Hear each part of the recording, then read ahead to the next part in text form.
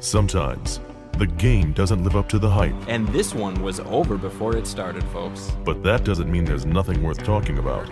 They've still shot over 80% from the charity stripe. One man embraces this moment. You don't find this exciting? Do me a favor, check your pulse. Armed with the freedom to analyze, critique, and talk about anything. What is the best sports movie of all time? I've decided. Providing you the insight of game day, even if your team isn't playing. Just a bit outside.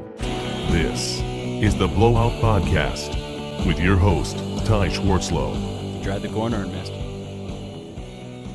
Hello again, and thank you for joining me for this edition of the Blowout Podcast. I'm your host, Ty Schwartzlow.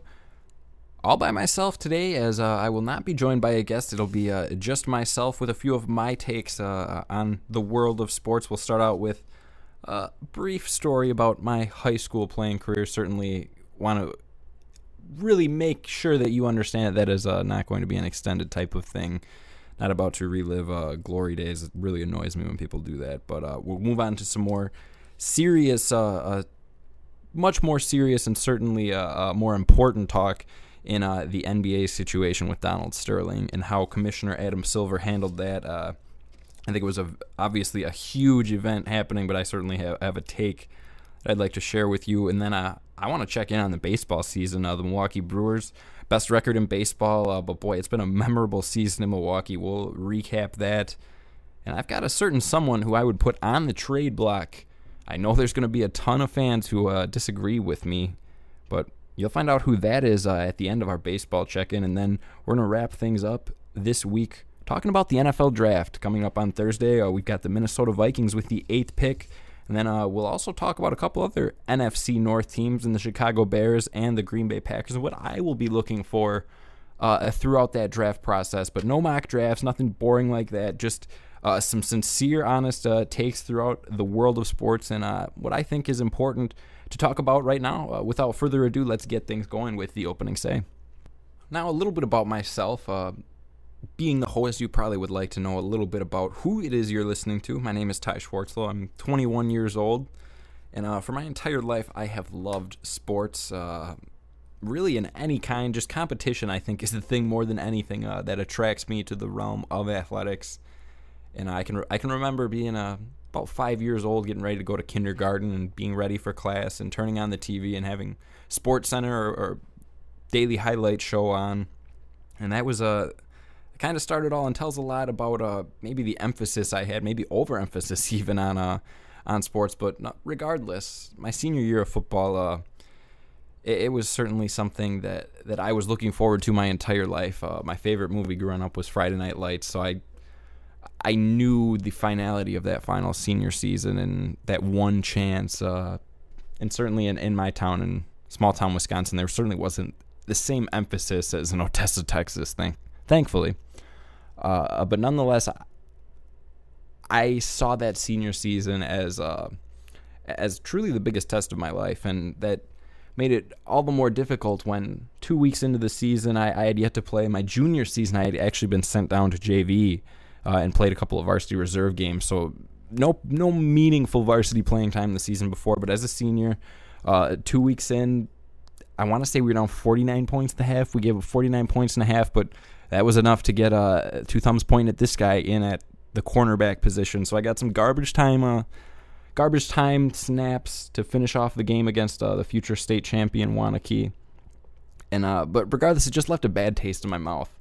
I wanted that individual success. I wanted to know whether I could step up to the challenge in a meaningful moment. It's something that I just wanted to know. It's you always hear not knowing is the worst thing, and there's certainly a lot worse things to not know, but I just needed to be out there during a meaningful snap, and thankfully, as fate would have it, I got that opportunity. Unfortunately, it came at the cost of a much more painful lesson, but nonetheless, we got into some sort of a shootout as I'm on the bench, a defensive player, watching it all play out hopelessly. I want to say there was 28 points at least on the board before I finally got the chance to go in, and it was at the expense of a teammate of mine. And I'm going to be honest, I was completely happy. Well, not completely, but I was satisfied to see him struggle because I knew that might be the opportunity that I needed. And I do regret it to this day. But that doesn't change the fact that when I got in there, I took advantage of that opportunity. I had an interception, and that's pretty meaningful considering how the game turned out. We were up final minute of the game. I want to say it was 4 points. Could have taken a knee, ended it, gotten on the bus, gone home. But a turnover by the offense late.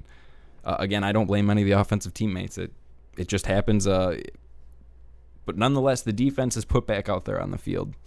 I'm put back out there on the field, and I'm thinking to myself, I've done what I needed to do. I came through. I made the play, and of course, a 17-year-old kid, you're not thinking 2 steps ahead. You're just thinking about that, living in that moment, and certainly that was something that I can still very, very tangibly remember, that feeling of accomplishment, and it completely contradicts the next feeling I'm about to tell you, because I got out there on the field, first play of the drive, 10-yard deep out route. I give it up right in front of me, and it was a boneheaded enough mistake to get myself benched, and they put not only a faster player in the secondary, but certainly someone who could jump a little bit higher. Nonetheless, suffice it to say, I didn't disagree with the coaching decision now. I wasn't very happy about it in the time, but the point being, I stood there on the sideline and I watched helplessly as the Mount Horeb Vikings went on a final drive that concluded in a Hail Mary. A Hail Mary left just zeros on the scoreboard. We, of course, were losing, go down with a loss, and it's at that moment that I realized it almost in sort of a red-handed, a bloody murder type of feeling. I felt directly responsible for the fact that I didn't take seriously the struggles that my teammate was having. I was looking at it from an individual's perspective, and it's something that when I learned that lesson, and as the next weeks went on and throughout the rest of that season, I didn't care about individual playing time. I knew that if I was called upon, I would be able to come through. I didn't want that same feeling of helplessness from the sideline. I mean, I would take watching a loss from the sideline as long as my teammates and I did whatever it is that we could to get the win, and it certainly changed the way that I approach sports in general. I guess in turn my career, if you want to call it that. I entered into college, and got this job at HBC, and I started off just running cameras, and I did some announcing as well, but just trying to learn what this whole industry and how this process works.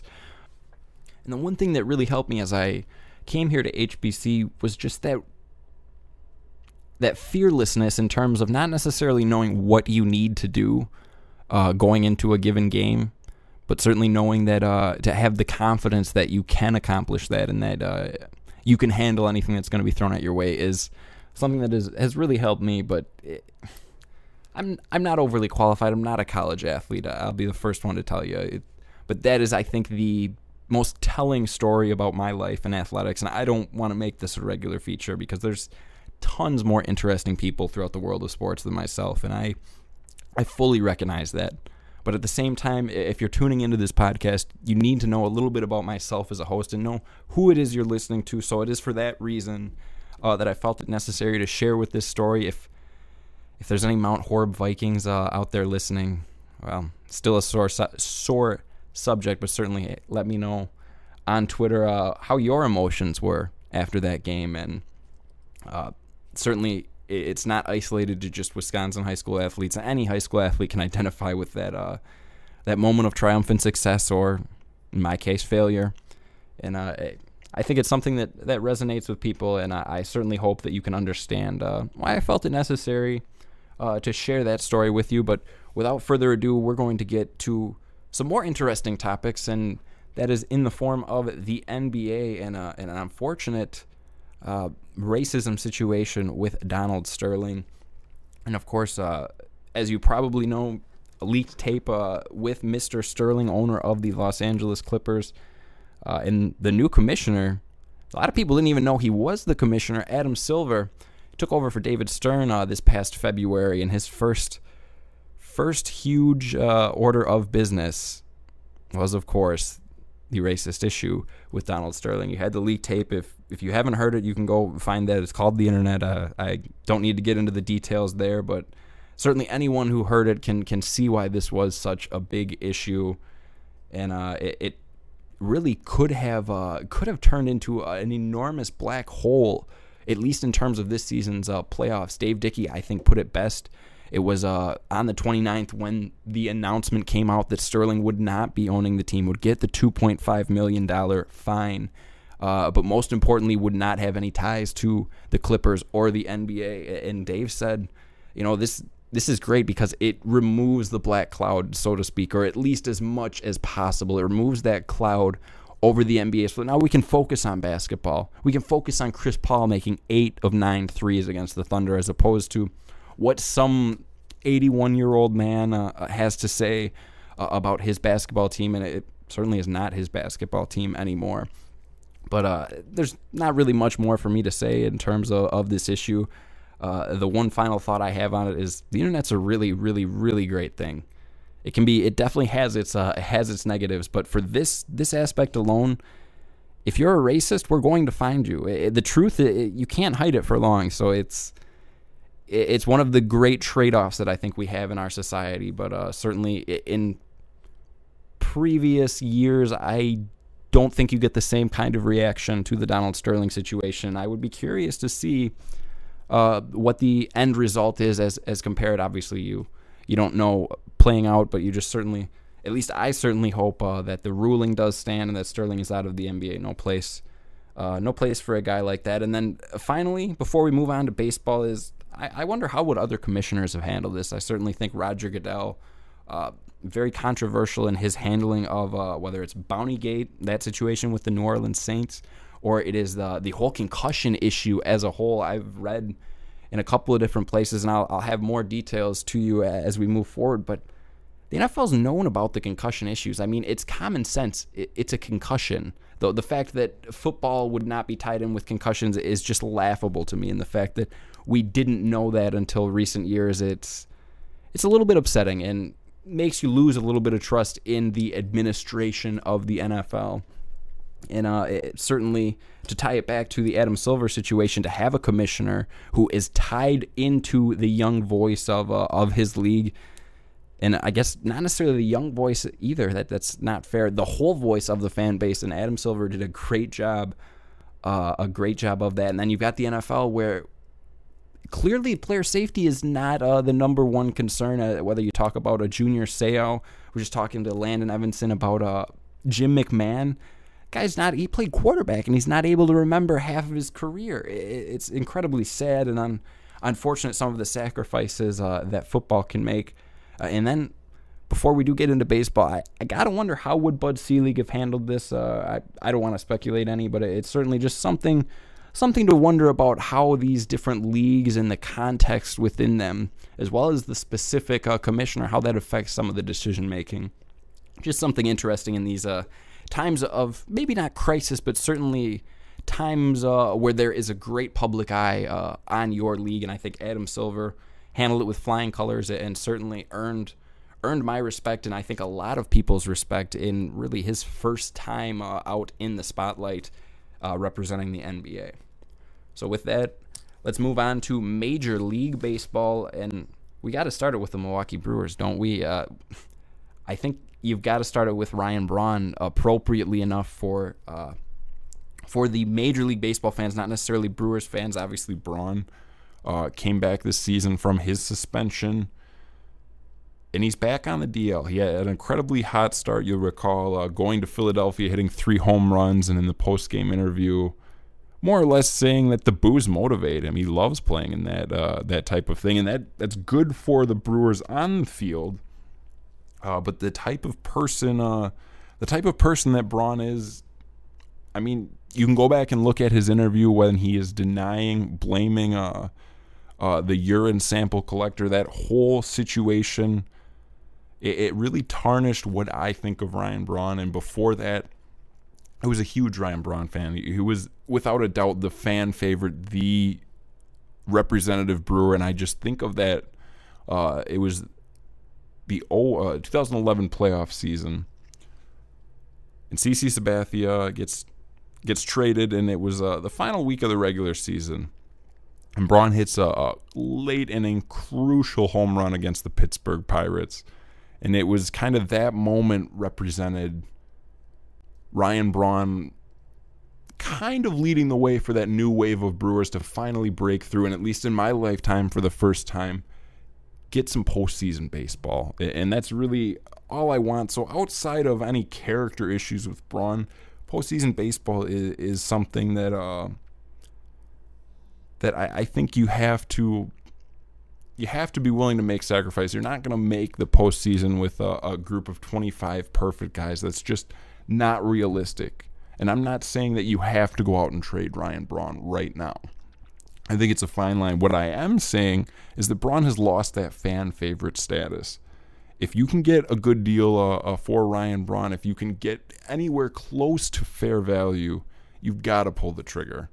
And I think that he loses some of the fan favorite value that maybe Prince Fielder had in his last season in Milwaukee. Maybe that's part of the reason as to why you don't trade a player away. Now the difference here is that Braun is signed under contract, and that's part of the reason why I think they should trade him.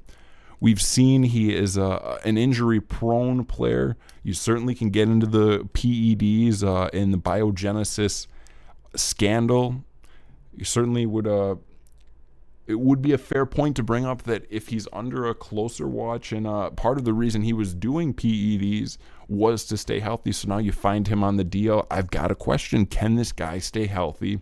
And as he's now over the age of 30, is he going to start breaking down a little bit more frequently? So I think you've got to sell high, maximize your value on the Milwaukee Slugger. And again, I realize some of the context of this situation is certainly going to cloud it for a number of different reasons. But boy, you've got to at least, if I'm Doug Melvin, I'm making the call, talking to the Boston Red Sox, Yankees, whoever, any of those big payroll teams that could take on Braun's contract, and saying, what are some prospects that I can get? Give me a young pitcher, an impact bat. And you get those things, and it's not only going to set you up for the future. And I know that the Brewers, they signed Matt Garza, they signed Kyle Loesch, playing for this year, but I think you can walk that balance. If you get a young impact bat who can maybe be in the majors in the next year or so, and then obviously a young farmhand, I think is the ideal thing to get anytime you're trading an impact player. You've got to get pitching, the values at a premium. But if you can get those two things in an impact bat, and you could certainly get a fair package for Ryan Braun, even if it means biting the bullet and taking some of that salary, I think it's something you've got to at least run by Mark Attanasio. And most importantly, I don't think Brewer fans are going to hold it against you. He is the best player on the team. Carlos Gomez, you can make the argument he's one of the best two players on the team. But I still don't see the outrage if you trade him and he's in a different uniform other than the Milwaukee Brewers, especially after the way it all went down. I know he apologized, but it just rubs me the wrong way that he came out so passionately defensive, using anybody, whether it's a urine sample collector, a Brewers fan, to try to prove his innocence, and then it comes out and everyone finds out that he was in fact lying, and what's the best you can do? A written statement. Now, I understand that last season you kind of wanted to be under the radar, but if you're going to go out and passionately speak to me about your innocence, you need to come out and passionately apologize in that same manner. Otherwise, I'm sorry, it doesn't hold the value. And I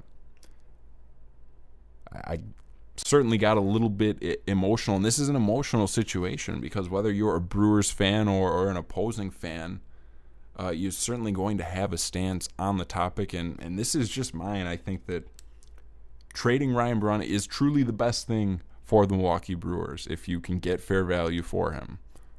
Now, that's certainly is easier said than done, but hey, trade speculation, it's something that I find incredibly interesting. Maybe it's the video game GM in me, but potential trades, there's just so many possibilities, and the aspect of making two teams simultaneously better, or hey, maybe one team ripping the other one off and potentially, I mean, you think of a CC Sabathia, Matt Laporta trade.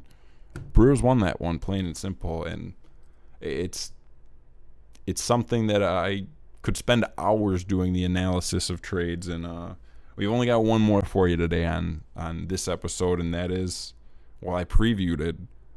Take a guess. I'm sorry, Twins fan. It's Joe Mauer. And I was just talking to Landon Evanson before the show, and he's a Twins fan, educated, and I asked him, what would you think? Just your gut reaction to a Joe Mauer trade, and he echoed my thoughts. You move Mauer to first base, and he loses some of that value. He's a Gold Glove caliber catcher.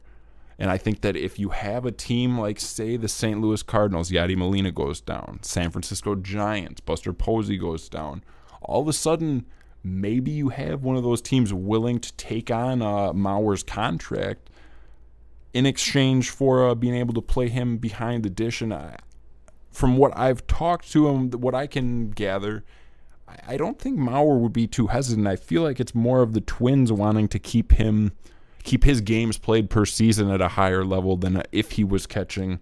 But again, back with Mauer, I think you've got to maximize on the value. You've got Byron Buxton, Miguel Sano. There's certainly some young players at the major league level, certainly Alex Meyer. But the future is very bright in Minnesota, and I think that if you were able to unload Mauer's contract, although that would certainly get some pushback from the Minnesota faithful, I think it'd be worth it because you're going to put yourself in a better position to succeed 2-3 years down the road. And again, I think the main fulcrum of this trade would have to be a great young pitcher. But again, with a guy like Miguel Sano, obviously he's a third base prospect, but with that kind of power, could certainly profile to a shift to the first base side, but not necessarily, even if Sano can't move to first, I just think that you get more value as a catcher, and I think that if you could trade Mauer while he has caught more recently and teams are going to be more prone to maybe buy into him as a catching prospect, catcher, actual major league player, I think that's where you really maximize the value and set yourself up for long-term success. So Joe Mauer, again, if I'm sitting and I'm not the GM of the Twins, but I'm making a call. I'm calling the Boston Red Sox. I'm calling the Los Angeles Dodgers. Hey, do you have an interest in Mauer? What prospects are you willing to part with? And you've got to be willing to deal with some of the fan feedback because ultimately you're just trying to do what's best for the franchise. And we'll have Landon Evanson and Justin Barrientos on later in the week to talk more in depth about the baseball season. But these are just a couple things that stick out to me and that I feel like saying here on my podcast. So we're going to move on to the NFL draft, and certainly I know there's going to be some feedback before we do move on to the NFL draft. I know there's going to be some feedback about those trades. I've spoken to a couple Brewer fans, and generally the first reaction is somebody take on Ryan Braun. He is one of the most, other than A-Rod, probably the most hated man in Major League Baseball, or has been within the past year. So people will pay a lot. I mean, look at Boston Red Sox fans. Big Papi has some ties to PEDs. That doesn't stop them from embracing him as a hero of the city. Wins a World Series title, a couple of them, few of them. And that certainly can make some people look the other way, but it doesn't stop the Fenway faithful from booing Ryan Braun. And I'm not saying they're wrong. I'm just saying if you're going to boo Ryan Braun, you better be darn sure that Big Papi isn't doing anything either. But that was a tangent. Let's now move on to the NFL draft. And, well, I want to start it with the Minnesota Vikings, and really the only benefit to having a forgetful regular season is the fact that you get a memorable draft, hopefully, for the Vikings. Sitting in the number 8 pick, speculation reigns whether it is, will the Vikings take a quarterback? Will Johnny Manziel be there? Blake Bortles? And to be honest, I think the best case for the Minnesota Vikings is in Teddy Bridgewater. I also have to mention him, but those 3 quarterbacks, Bortles, Bridgewater, and Manziel, if one of those 3 are the future of your franchise and you believe they are a franchise quarterback, you take him. I don't care if you have to trade up, you take him, you get your guy. Now, there's certainly some risk associated with this, as the Christian Ponder pick has proven and will prove that if you pick the wrong guy early on, it's going to cost you. And it's going to be one of the most difficult things to overcome in sports. So you've got to be sure, which is why if there's one of these three quarterbacks that you have a preference, you need to be willing to pay the price and go up and get him.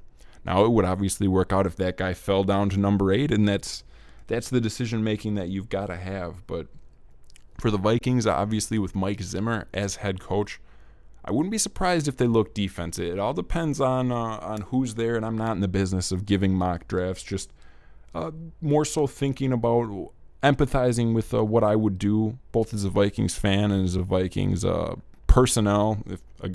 If I was a GM, which goodness knows I'm not. But if I was in the Vikings position, you've got to look defense. If you don't like one of those top 3 quarterbacks, obviously that's not an issue in the first round. And then I think you look to the second, the third round. Try to find your Russell Wilson. And I don't mean a short quarterback. I mean a mid-round quarterback who's going to have a little bit lower salary than maybe a first-round pick. You're going to be able to add some pieces, whether that be in free agency or maybe signing some of your own young players. But you're going to have some of that extra room for the first few years. And some of the names that I think would be a good fit in Minneapolis and the cities is certainly Jimmy Garoppolo, small school, Eastern Illinois quarterback. Haven't seen too much of him in game action, but everything you hear from a scout is that he could be the small school surprise that could really surprise some people. And there's obviously bigger names like A.J. McCarron, Zach Mettenberger. Again, if you're looking in the mid-rounds, I don't think it's a bad idea to take one of those SEC guys. Certainly Murray, I'm blanking on his name, but Murray out of Georgia. You get one of those 3 guys, you can put yourself in a position where, okay, Matt Castle, you're going to go into the preseason. It's going to be an open competition. And you can maybe lead us to the playoffs. We saw just 2 years ago, Christian Ponder took this team to the playoffs. Well, Adrian Peterson took the team to the playoffs. Who are we kidding? But it didn't make a darn bit of difference when they got there because Joe Webb was in the starting lineup. So quarterback is something that you cannot get through this draft without addressing. Now, we can certainly debate whether it'd be better to go first round, third round, but one sleeper name that if I'm a Packers fan or a fan of a NFC North rival of the Vikings, I'm really hoping they don't get Logan Thomas. I mean, this is a guy, a Cam Newton type of skill set, but the Virginia Tech Hokie and former tight end just didn't quite have that same level of production. Obviously didn't play in the SEC, so there's a few different factors that are going to allow him to maybe slip a little bit in the draft, but I've heard some buzz on him. And if you could get him, combine him with Cordero Patterson, over the top with the big arm that Thomas has, and then that's going to make that second safety play back 10 yards deep, keep that 8th, 9th man out of the box and let Mr. Peterson run free. And if there's one thing Vikings fans love, it's when Mr. Peterson is loose. So that is going to conclude the Vikings portion of the draft, or my personal draft preview. But I want to get to the Chicago Bears.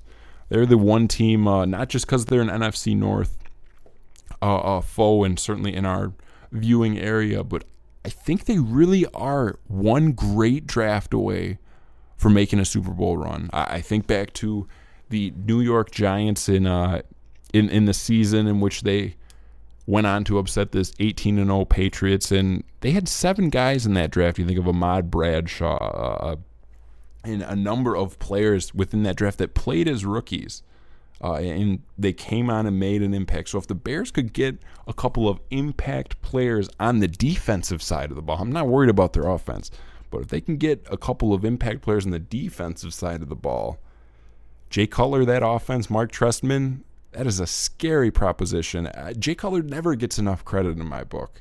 He never does. He came to Chicago playing behind one of the worst offensive lines I have seen in the NFL, at least recently. no receiving corps. We're talking about Earl Bennett, Johnny Knox, and Devin Hester. And this guy's a bad quarterback because he throws picks? Come on. Give him Brandon Marshall. See what he does. He proved it in Denver. Why Josh McDaniels wanted to trade him is beyond me, and that's not the point of what I'm getting at. What I'm getting at is Jay Cutler is an undervalued quarterback. And because of the success that he's had and because of the way that the NFC North championship game went on, those things have allowed him, his stock is just, it's incredibly undervalued. If he plays in that game and Caleb Haney doesn't make an appearance against the Packers are a B.J. Raji pick 6 of a third-string quarterback. They're that away with Aaron Rodgers from missing the Super Bowl. So you're telling me if Jay Cutler's not healthy, that's obviously a different game, and I'd argue that the Bears end up winning that, as much as it pains me to say. So Jay Cutler, you can win a Super Bowl with that guy. And all these people who question whether you should have re-signed him in this, that's just foolish. Who are you going to get? Who are you going to get? The Bears they would have to settle for the lowest of the 3 possibly first-round quarterbacks. None of those guys are going to be as good as Jay Cutler. And they're certainly not going to know Mark Trestman's system as well. But I'm jumping on the Jay Cutler bandwagon early. I think that he played one of the best offensive seasons of his career. He had no defensive help whatsoever. I think of the Monday night game against the Dallas Cowboys. 2 of the worst defenses I have ever seen, at least at the NFL level.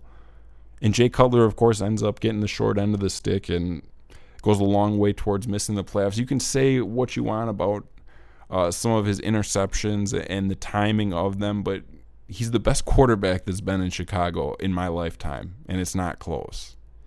You don't want to have Jay Cutler as a Bears fan, that's fine, but have fun with Kyle Orton. And finally, we will talk about the Green Bay Packers. And for the Packers, it's pretty simple. They are Ted Thompson always, he doesn't necessarily preach it. He's a quiet guy. But if he was a preaching type of guy, he would preach best player available. He's going to get value. The Aaron Rodgers pick, it was the first pick of his time as the Green Bay GM. He took Aaron Rodgers. He had a guy named Brett Favre. He's not afraid to take a position that maybe they have some depth. However, if there's one place that is a gaping hole in this Green Bay roster, it is the secondary, specifically the safety position. People do not, in my opinion, give Nick Collins enough credit. The loss of him in week 2, the season after the Super Bowl win, week 2, he went on with the unfortunate neck injury against the Carolina Panthers, ended his career. And the Packers secondary hasn't been the same since. He was the ball hawk there, and you combine Nick Collins with Chuck Woodson. You had the veteran savvy with Woodson and the young athleticism of Collins. There was no better ball hawking secondary in the NFL. And going back to Jay Cutler, that situation, look at the matchups in some of those games. You got Chuck Woodson guarding Earl Bennett.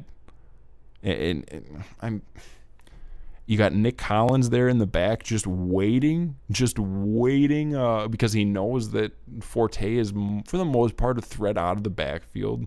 And obviously with Mike Martz as the coordinator, run game isn't going to be seen. But to bring it back full circle here, Nick Collins, you need that center fielder free safety. I really think it's the most important position in the NFL today. You look at Earl Thomas, and certainly Richard Sherman is the more well-known in that Seattle secondary. But Earl Thomas, his ability to cover the whole darn field, you certainly look at the Packer game, the Hail Mary, a couple years back. I remember watching Earl Thomas shut down Rodgers, not by himself, obviously, but his ability to go sideline to sideline was so vital, especially when playing an elite quarterback like an Aaron Rodgers. And I think that's what the Packers are missing, and it's what has allowed their defense to maybe not necessarily get the key turnovers, get the key stops, but certainly the interceptions. If you can get a ball hawking safety in this draft, I think you've got to do it. And again, because Ted Thompson doesn't really look too much at position of need, I don't want to get too caught up in, bogged down by this conversation. But with the loss of Jermichael Finley, if you can get a tight end, this Ebron kid out of UNC, I think you've got to look at it. Maybe even if it means trading up, you're looking at Aaron Rodgers here, not getting any younger. He certainly is not old by any means, but you got to get him a young weapon. Get him a young, hopefully a big rookie tight end that he can grow and allow that tight end to develop, but also that tight end can a security blanket is definitely the wrong term, but you need to give him that weapon. And I just think back to the Arizona Cardinal playoff game where Jermichael Finley was dominant, plain and simple. He was absolutely dominant, but unfortunately the Green Bay defense was not.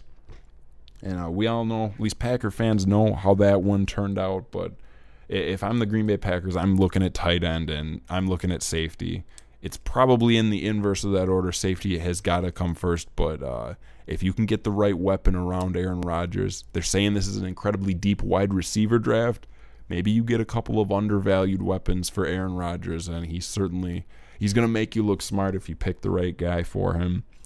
And otherwise, that's all I got for today's episode. I know there's a number of different things that I truly do believe and truly feel passionate about, but if you disagree, I would love to hear why. And hey, maybe I am wrong. You can do your best to convince me.